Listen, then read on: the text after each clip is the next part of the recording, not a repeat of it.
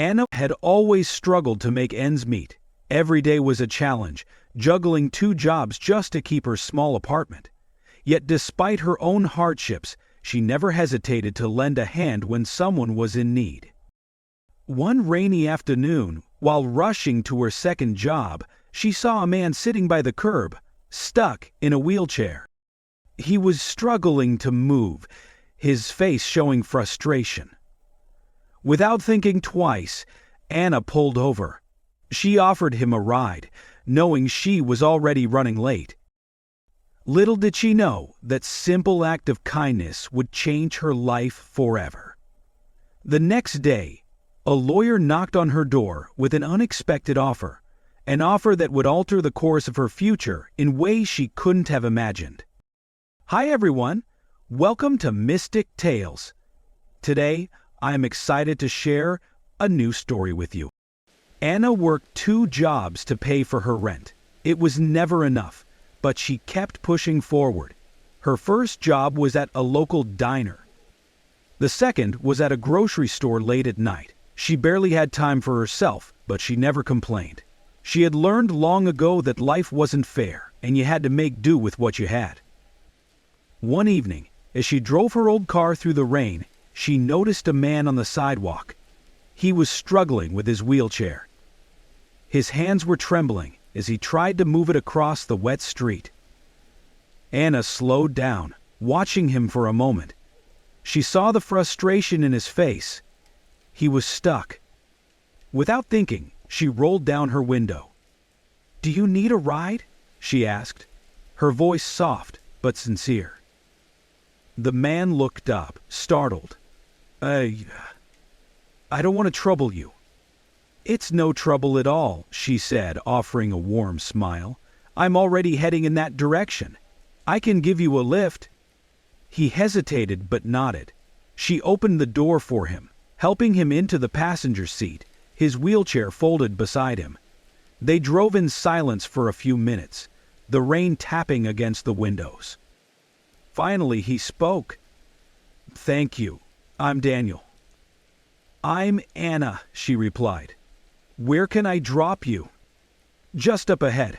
At the hospital," Daniel said, his voice faint, as if he didn't want to say too much. Anna drove him to the hospital, making small talk along the way. She didn't know why, but she felt a connection to him. He didn't seem like someone who would ask for help, yet here he was, accepting the ride. Something about him made her want to do more. When they reached the hospital, she helped him out of the car. "Take care, Daniel," she said, giving him a brief smile. "Thank you," he said quietly, before wheeling himself towards the entrance. Anna drove away, feeling a strange sense of warmth. She hadn't done anything special, just helped someone who needed it. But somehow, it felt important. The next morning, Anna woke up tired, but grateful for the quiet moments before she had to rush off again. Her apartment was small, but it was hers. She didn't have much, but she made sure everything she owned had a place. As she made coffee in her tiny kitchen, her mind wandered back to Daniel. He seemed like someone who didn't ask for help, yet there she was, giving him a ride just the night before. It wasn't a big thing, just a simple act of kindness, yet she couldn't stop thinking about it. Was he okay? Was the hospital visit important? She pushed the thought away. It wasn't her business. She had her own problems to deal with. Anna worked at the diner in the morning, serving coffee and eggs to regular customers who barely noticed her. As always, she did her best to make everyone feel welcome, though sometimes it felt like the world was moving on without her. She often wondered if anyone would notice if she wasn't there anymore. The idea seemed far-fetched, but it lingered. By the time she arrived home that evening, exhausted and ready to crash, the unexpected happened. A knock on her door. It was a sharp, quick knock, not the kind you expect from a friend or neighbor. When she opened it, a man in a suit stood there, holding a briefcase. His face was serious but polite. "Are you Anna?" he asked, his voice firm. Yes, Anna replied, feeling a little confused. Can I help you? My name is Richard Blake. I'm a lawyer, he said, stepping slightly into her small hallway. I'm here on behalf of Mr. Daniel Carter. Anna's heart skipped a beat. She had barely thought of Daniel since yesterday, but now his name was being said in her apartment, and she had no idea why. Mr. Carter? She echoed, trying to make sense of it. Yes, Richard continued, setting his briefcase down on the small table by her door. He asked me to come and speak with you. Anna felt her stomach tighten. She had no idea where this was going. She stepped aside, motioning for him to come in. The lawyer sat down on her couch while Anna remained standing, unsure of what to do. Mr. Carter, Richard began, has left you something. He wanted to make sure it reached you in person. Anna blinked, confused. What do you mean? I barely know the man. Richard smiled slightly. He has his reasons. Let me explain. He opened his briefcase and pulled out a small envelope, carefully handing it to Anna. It was addressed to her, but the handwriting was unfamiliar. Take your time, Richard said. Mr. Carter has requested that you open this now. Anna's hands trembled slightly as she tore open the envelope. Inside, she found a letter and a check. The letter was short, but it was clear. Dear Anna, I wanted to thank you for the kindness you showed me yesterday. I know you didn't think much of it, but it meant the world to me. I've been struggling with my disability for years and often feel invisible, but your simple gesture reminded me that there are still good people in the world. As a small token of my appreciation, I'm leaving you something. Please use it for whatever you need. With gratitude, Daniel Carter. Anna's hands shook as she looked down at the check. It was a large amount of money, far more than she could have imagined. For a moment, her mind went blank. This couldn't be real. Why would he do this? Anna asked, her voice almost a whisper. Richard nodded. It's not just about the money. Mr. Carter has no family, no one else to leave this to. But, after your act of kindness, he felt you were the one who deserved it. Anna was still in shock. She had helped a man in need because it was the right thing to do, not expecting anything in return. Now, here she was, holding a check that could change everything. I don't know what to say, Anna murmured. Richard stood up. You don't need to say anything. Just know that this is Mr. Carter's way of thanking you. It's not just about the money, but the recognition of your kindness. As Richard left, Anna stood there, still holding the check. Her mind raced. This wasn't supposed to happen. She didn't deserve this. She was just an ordinary woman trying to survive. But in that moment, something shifted inside her. Maybe kindness did matter. Maybe it could change the course of someone's life. Anna sat at the small kitchen table, the check still in front of her. It felt surreal. The money wasn't the issue, though it was more than she'd ever seen at one time. It was the gesture. A man she barely knew had trusted her with something so significant, based solely on one kind act. The weight of it felt almost suffocating. She stared at the letter again. It was clear Daniel didn't expect anything in return. But how could she accept this? She hadn't done anything special. She had simply given him a ride when he needed help. It wasn't a big deal, not in her eyes. But apparently, it had been for him. Anna ran her fingers along the edge of the check. She thought about her bills, the overdue rent notice, the stress of juggling 2 jobs just to survive. This money could solve so many problems for her. It could pay her rent, help her fix her car, maybe even give her some breathing room. But it didn't feel right. It felt like too much. She tried to put the check down, but it felt impossible Was she really the kind of person who could accept such a large gift from a stranger? A part of her wanted to tear it up, send it back, or at least find a way to say no, but there was no way to do that without feeling ungrateful. After hours of going back and forth in her head, Anna decided to call the lawyer, Richard Blake. Her fingers hovered over the phone. What was she supposed to say? I don't deserve this? Or maybe, thank you, but no thanks. Finally, she dialed the number. Richard answered on the first ring. Mr. Blake, this is Anna from yesterday, she said, her voice shaky. I don't know how to say this, but I'm not sure I can accept this gift.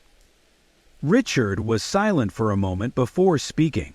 Anna, I understand how you might feel. It's a lot to take in. But Mr. Carter chose you for a reason. He saw something in you, and this isn't just about the money. It's a recognition of your character, your kindness. I just gave him a ride, Anna said softly. It wasn't a big deal. Richard's voice softened. To you it may not seem like much, but for him, it was everything. People like Daniel, they don't have much. The small things, the things that most of us take for granted, they mean the world. Anna fell silent. She didn't know what else to say. If you still feel unsure, Richard continued, you don't have to make a decision right now. But Mr. Carter is adamant. This is his way of thanking you, and it's something he wants to do, not because he has to, but because he feels you've changed his life in a way you can't even understand. Anna's chest tightened. It wasn't about the money. It was about the unexpected connection. I'll think about it, she finally said. But I don't know if I'm the right person to accept it. Richard paused, then added, sometimes it's not about being the right person. It's just about being in the right place at the right time. After the call ended, Anna sat quietly in the dim light of her apartment. She wasn't sure what to do. She had always prided herself on being independent, on not needing anyone. But now, this unexpected act of generosity made her feel vulnerable. Later that night, as she lay in bed, she thought about Daniel again. She wondered what he was like, what his life had been like. Why had he been alone? Why had he chosen to trust her, a complete stranger? The next day, Anna decided to go back to the hospital where she had dropped him off. She couldn't shake the feeling that she needed to understand more. Maybe she could learn something about him, something that would help her make sense of this situation. When she arrived at the hospital, she asked the receptionist about Daniel. She didn't know if she should even be asking, but something inside her urged her to. It's been coming here for years, the receptionist said. But he doesn't have any family, just a few close friends. A quiet man, but kind. Always kind. Anna's heart sank. She realized she knew so little about him, yet she felt like his kindness had changed her life in the way she couldn't explain. I gave him a ride the other day, Anna said, her voice barely above a whisper. I didn't realize he didn't have anyone. I didn't know, eh? The receptionist smiled gently. Sometimes, people don't want to burden others with their problems. Daniel's the type who takes care of himself, but he never hesitates to help someone else. Anna walked out of the hospital feeling conflicted. She had learned nothing new about Daniel's past, but she felt a deeper understanding. His kindness had been genuine, and now she was holding something that could change her own life. But what did she do with it? Was she the kind of person who could accept this kind of gift, or was it just too much? The days passed, but the decision Anna had to make never seemed to get any easier. She couldn't shake the image of Daniel sitting in his wheelchair, smiling at her in gratitude. That small act of kindness had led to so much more than she had expected. The check still sat on her kitchen table, unopened. Her mind kept racing. On one hand, the money could change everything for her. It could pay off her rent, fix her car, maybe even let her take a break from her exhausting routine. On the other hand, it felt wrong to accept something so generous from someone she barely knew. And yet, Daniel had trusted her with it. He had chosen her. She spent the next few days in a daze. At work, her mind wandered as she served customers at the diner. She tried to push the thoughts away, focusing on her tasks, but it was impossible. Every moment she wasn't working, she was thinking about the letter, the check, and Daniel. Finally, after a few days of restless thinking, Anna made a decision. She had to do something. She called Richard Blake again. "Mr. Blake," she began, her voice steady but full of uncertainty. "I've been thinking about the gift, about the check. And I've decided I want to meet with Daniel. I need to understand more before I can accept this." Richard was silent for a moment, and Anna could almost hear him considering her words. "I understand," he said at last. "I'll arrange for you to meet him. But I should warn you, Daniel's health isn't great. He's not the same man he was before. His life hasn't been easy, and his condition has worsened over time, but he will be happy to see you." Anna's heart sank. She hadn't known it would be this difficult. She had only helped him out of a small moment of kindness, but it seemed that his life had been a constant struggle. "I'll meet him," Anna said softly, her voice full of resolve.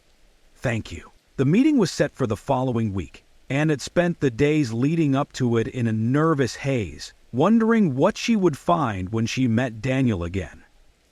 She had no idea what to expect, but she knew this was the moment that would help her decide what to do with the gift he had given her. When the day arrived, she drove to the same hospital where she had dropped him off days ago. She wasn't sure why, but her hands were trembling as she parked the car. She had no expectations, no grand hopes. She simply needed answers. Inside the hospital, she asked the receptionist for directions to Daniel's room. The receptionist smiled kindly and pointed her down the hall. As Anna walked, the weight of the situation began to settle over her. She had been expecting this for days, but now that it was here, it felt real. When she reached his room, she knocked softly on the door. There was a pause before a faint voice called out, "Come in." Anna opened the door slowly. Daniel was sitting in a hospital bed, his face pale but kind. He looked up when she entered, his expression softening as he saw her. "Anna," he said, his voice quieter than she remembered. "Thank you for coming." She smiled nervously, stepping closer to the bed. I wasn't sure if I should accept the gift. I needed to understand why you would do something like that." Daniel looked at her, his eyes reflecting something deeper than just gratitude. "You helped me when I needed it. Most people wouldn't have stopped. They would have passed by without a second thought. But you took the time, and that meant more to me than you'll ever know." Anna sat down in the chair next to him. "But why me? Why not someone else? I'm just trying to get by. I don't have much. I don't even know what to do with this kind of gift." Daniel's eyes softened, and he took a slow breath. "I know what it feels like to be invisible. I've been living with this disability for years now. I can't work anymore, can't do most of the things I used to. People don't see me. They see my wheelchair, my condition. They don't see me." Anna felt a pang of guilt. She hadn't realized how much he had been through. She had thought she was just helping a stranger, but now she understood how much it had meant to him. "I don't know what to say," she whispered. I never expected anything in return." "You don't need to say anything," Daniel replied gently. "I didn't want you to feel burdened by this. But when you showed me kindness, it reminded me of who I was before all of this. It gave me hope, and I wanted to give something back, something that could help you." The room was silent for a moment. Anna could feel the weight of his words, and something inside her shifted. She had come here expecting answers, but she had found something far more meaningful. "I don't know if I deserve this," Anna said, her voice trembling. Daniel's gaze met hers, steady and calm. "It's not about deserving it. It's about seeing the good in people, even when things aren't easy. You saw me. You didn't look away. That's more than most people ever do." Anna sat quietly, taking in his words. She had seen Daniel as just another person in need, but now she saw him as someone who had faced unimaginable challenges. And yet, despite everything, he had chosen to show kindness, just as she had done for him. "I'll accept it," Anna finally said. "But I won't forget what you've done for me. I'll use this wisely, I promise." Daniel smiled, his eyes closing briefly, as if a weight had been lifted. "That's all I could ask for." Weeks went by after Anna's visit to Daniel in the hospital. The conversation they'd had lingered in her mind, especially his words about seeing the good in people, even when life is difficult. She had left that meeting with a sense of clarity she hadn't expected. It wasn't just the money that had changed her life. It was the understanding that kindness could transcend even the toughest circumstances. Anna had decided to accept the check, but more than that, she had decided to honor Daniel's trust in her. She paid her rent, fixed her car, and took a small portion of the money to visit the local community center. There, she volunteered her time helping those in need, just as she had once helped Daniel. It felt good to give back, to share even a fraction of the kindness that had been shown to her. The diner where Anna worked had become a little more than just a job. It had become a place where she could connect with people, listen to their stories, and remind them that kindness still existed. And as for Daniel, he continued to write her small letters, each one filled with gratitude. They shared an unexpected bond now, a connection that, in its own quiet way, had brought light into both their lives. One day, months later, Anna received another call from Richard Blake. Her heart skipped as she picked up the phone. "Anna," Richard said, "I have something I need to discuss with you. Mr. Carter, well, he's made another decision, and he wanted me to speak with you." Anna's stomach tightened. She had been doing her best to move forward, to live her life, but a part of her had always wondered if this wasn't the end of the story. "Mr. Carter has decided to leave you something more," Richard continued. "A piece of property he's had for years. It's a small house, not far from where you live." Anna's breath caught in her throat. A house? But why?" Richard was quiet for a moment. "It's part of Daniel's wishes. He wants you to have it. He says you gave him hope when he needed it most, and now he wants to help you live a life that's more than just getting by." Anna sat down at the table, feeling her pulse quicken. She had never expected this. She had simply wanted to honor Daniel's kindness, to help others the way he had helped her. But now, a part of her wondered if she had underestimated how deeply their connection had become. "I don't know what to say," Anna whispered. "This is too much." "I know," Richard said gently. "But Daniel doesn't see it that way. He wants you to have something more.